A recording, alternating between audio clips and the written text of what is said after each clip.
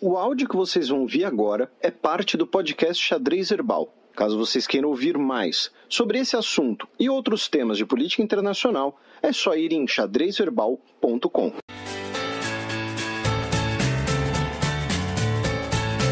Gambito da Dama.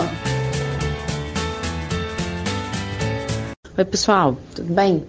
Eu costumo dizer que nesse incerto mundo do mercado de trabalho que a gente vive do século XXI, é difícil a gente entender qual é o nosso papel como profissional na nossa sociedade.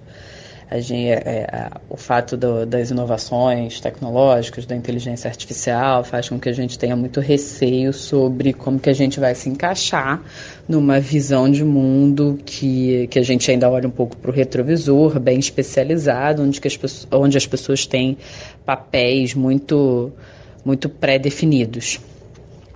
Mas eu costumo dizer que o que a gente pode fazer em termos profissionais e saber do nosso encaixe no mundo é emprestar a lente que a gente resolve vestir quando a gente entra num curso de educação superior. Então, como economista e em parte do trabalho ensinando economia, tentando ensinar economia, a lente que eu uso e a lente que eu quero que que eu costumo dizer para os meus alunos é a lente econômica. Então é isso que motiva, é isso que faz com que a gente entenda o mundo de uma determinada forma e proponha, e faça análises e em alguma medida proponha soluções, se houver essa possibilidade, para os problemas que nos sensibilizam, para os problemas que tornam a nossa, fundamentam a nossa existência profissional, digamos assim. E vai parecer piado o que eu vou falar agora, é uma pessoa que compartilha muito dessa noção de olhar a sua profissão, olhar a sua contribuição a partir da lente que você veste, como as pessoas podem mudar o mundo, ainda que seja uma meta muito ambiciosa, é a Bela Gil. Ela sempre comenta como a alimentação ela pode, de alguma forma, refletir muito dos problemas do mundo, se não todos, e que a mudança da alimentação também poderia significar a revolução que a gente pode querer para tentar viver numa sociedade um pouco mais justa, com um nível de bem-estar um pouco melhor. Então, eu costumo dizer que desenvolvimento sustentável, saúde, produção, tudo isso tem na alimentação uma fonte quase que total das possíveis soluções para os problemas que acometem o nosso mundo 2019. Né? Não só o nosso mundo 2019, mas 2019 porque é o que eu estou falando agora.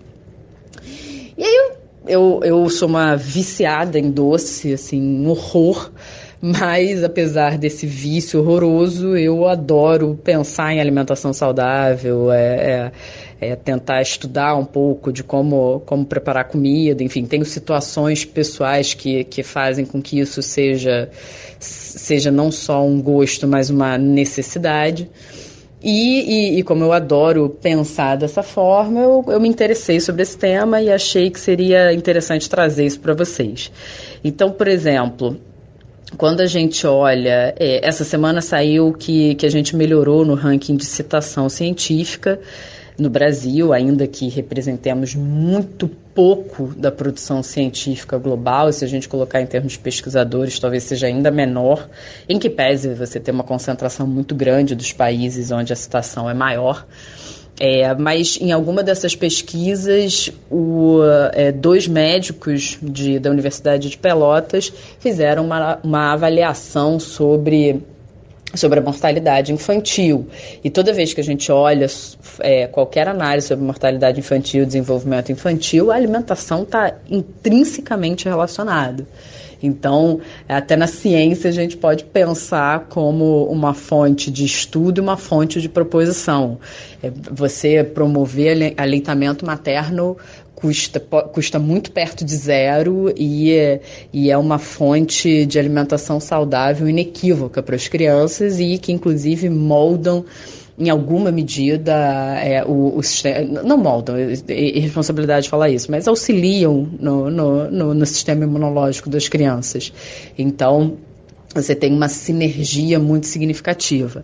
Do ponto de vista estritamente microeconômico, se a gente pode pensar dessa forma, esse é um estudo um pouquinho antigo, mas dá uma noção um pouco do tamanho do problema. A ingestão de 1.000 calorias custa, se você ingerir 1.000 calorias na forma de açúcar, custa 30 centavos. Se você ingerir na forma de alimentação saudável, 4,50. Aí você vai falar, pô, Vivi, mas você está falando de solução e você traz um número absurdo para gente poder fazer essa transição. É claro que ainda não é possível, mas justamente o maior acesso ao conhecimento, o maior acesso a novas formas de produzir, a busca por alimentação orgânica, a busca pelo produtor local, conhecer os alimentos, conhecer novos alimentos, pode, em grande medida, reduzir significativamente o preço dessa alimentação. Então, você pode reduzir muito essa diferença entre 30 centavos e 4,50. E justamente pegando o gancho desse acesso à alimentação, esse acesso à informação, você olha, por exemplo, países como Chile, que colocaram como obrigatório a informação no rótulo, observaram uma redução dramática dos níveis de açúcares dos alimentos. Justamente quando você tem acesso à informação, você leva conhecimento ao seu público e o seu público tem poder de barganha de exigir uma alimentação mais saudável. E que, em grande medida, a despeito da gente observar evolução na obesidade e problemas que decorrem também de uma alimentação ruim, você também vê um movimento de uma revolução no modo de se alimentar. E que isso pode, em alguma medida, também auxiliar no próprio, não só da forma como a gente se relaciona com a comida, mas a forma como a gente se relaciona com o nosso estado de saúde e a forma como a gente se relaciona economicamente.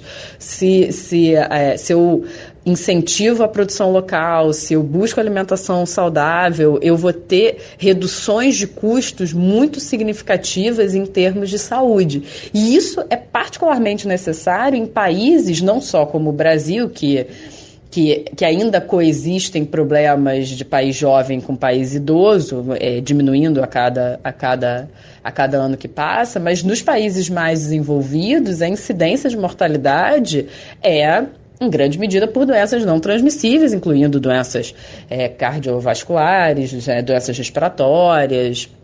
E aí você vai falar, bom, mas as pessoas têm que morrer de alguma coisa. Claro, mas se você consegue tornar isso o mais natural possível, sem antecipar essa mortalidade, ou ainda sem que você vá demandando serviços de saúde que são, inclusive, caríssimos, por conta de agravos na saúde pela alimentação, você tem, tanto do ponto de vista micro quanto do ponto de vista macro, uma melhora em termos de sociedade significativa. E que, de novo, pode, em alguma medida, representar a forma como essa sociedade produz e entende o meio ambiente. Então, assim, é um assunto um pouco diferente, um pouco que não necessariamente é estritamente econômico, mas eu acho que é uma forma da gente pensar sobre como que as nossas decisões individuais elas podem desencadear mudanças muito significativas na forma como a gente sobrevive, como a gente vive, como a gente se alimenta, como a gente produz. Então, as nossas revoluções internas podem, em alguma medida, mudar o rumo da história externa. Enfim, pessoal, eu queria trazer um pouco dessa reflexão para vocês. Um ótimo final de semana e até semana que vem. Beijos!